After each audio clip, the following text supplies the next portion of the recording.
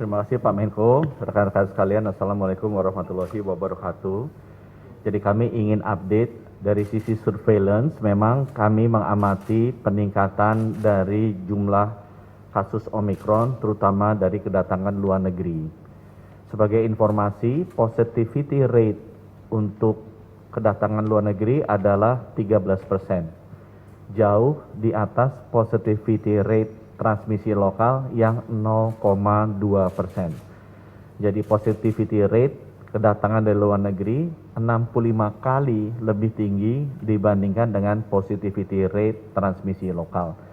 Ini memperkuat hipotesa kami bahwa sebagian besar dari kasus positif yang terjadi saat ini disebabkan oleh kedatangan luar negeri. Dan negara-negara yang paling tinggi sekarang bergeser. Pertama adalah Arab Saudi, kedua Turki, ketiga Amerika Serikat, dan yang keempat adalah Uni Emirat Arab. Nah, dari jumlah kasus Omikron yang ada 414 di Indonesia sekarang, kami juga sudah melakukan penelitian. Dari 414 ini, yang masuk kategori sedang, artinya membutuhkan perawatan dengan oksigen, hanya 2 orang. Ya. Satu usia 58 tahun, yang satu lagi usia 47 tahun, dan keduanya memiliki komorbid.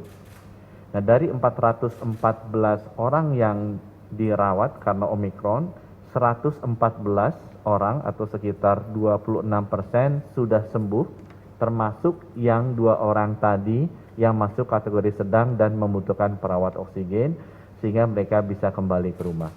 Jadi kesimpulannya memang walaupun Omikron ini cepat transmisinya, tapi relatif lebih ringan dari severity atau keparahannya. Yang kedua, sesudah surveillance kami ingin membicarakan mengenai vaksinasi sedikit. Alhamdulillah, minggu ini Indonesia berhasil naik ke peringkat keempat dunia, melampaui Brasil dari sisi jumlah rakyat yang divaksinasi. Kita bisa menembus angka 169 juta rakyat Indonesia yang sudah divaksinasi dosis pertama, melampaui Brasil yang 166 juta. Kita ada di bawah Cina 1,2 miliar, India 880 juta, dan Amerika Serikat 246 juta. Status per kemarin, jumlah vaksinasi yang sudah diberikan 288 juta dosis, untuk sekitar 170 juta dari dosis pertama dan 116 juta untuk dosis kedua. Dan khusus untuk vaksinasi ini, sudah hampir semua provinsi mencapai 70%. Yang minggu lalu masuk adalah Provinsi Aceh, ini selamat untuk Provinsi Aceh dan Provinsi Kalimantan Barat. Tinggal ada 5 provinsi lagi yang belum mencapai 70% suntik pertama adalah Sumatera Barat, Sulawesi Barat, Maluku, Papua Barat, dan Papua.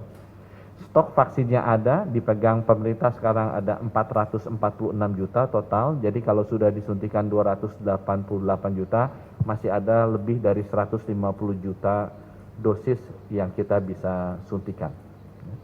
Khusus untuk vaksinasi booster, Bapak Presiden juga tadi sudah menyetujui dan akan ada konferensi pers khusus oleh beliau untuk mengupdate mengenai vaksin booster ini. Yang terakhir, kami juga ingin menyampaikan ke masyarakat bahwa memang kenaikan transmisi Omikron akan jauh lebih tinggi dari Delta, tetapi yang dirawat jauh lebih sedikit. Sehingga strategi layanan dari Kementerian Kesehatan akan digeser, yang sebelumnya fokusnya ke rumah sakit, sekarang fokusnya ke rumah. Karena akan banyak orang yang terkena dan tidak perlu ke rumah sakit. Nah, Kementerian Kesehatan sudah melakukan penelitian untuk ke-414 pasien Omikron ini, apa gejalanya, gejala apa yang hanya perlu dirawat di rumah, which is sebagian besar akan begitu, berapa gejala seperti apa yang dirawat di isolasi terpusat seperti Wisma Atlet, gejala seperti apa yang masuk rumah sakit, mana yang sedang dan mana yang berat. Kami juga sudah bekerja sama dengan 17 platform telemedicine untuk memastikan agar orang yang harus dirawat di rumah itu tetap bisa mendapatkan akses untuk konsultasi kedokteran dan juga bisa mendapatkan akses untuk delivery obatnya. Kami juga sudah bekerja sama dengan satu startup di bidang logistik dan BUMN Kimia Farma untuk bisa memastikan obat-obatannya bisa sampai. Dan sebagai informasi rekan-rekan media, 400.000 tablet molnupiravir yaitu obat antivirus yang baru dari Merck sudah tiba di Indonesia dan sudah siap digunakan. Kembali lagi rekan-rekan sekalian, kita akan menghadapi gelombang dari Omicron ini, tidak usah panik, kita sudah mempersiapkan diri dengan baik dan pengalaman menunjukkan bahwa walaupun naiknya cepat, tapi gelombang Omicron ini juga turunnya pun cepat. Sehingga yang penting jangan lupa jaga prokes, disiplin juga melakukan surveillance, dan yang paling penting percepat vaksinasi rekan-rekan kita, keluarga kita yang belum mendapatkan vaksinasi. Terima kasih. Wassalamualaikum warahmatullahi wabarakatuh.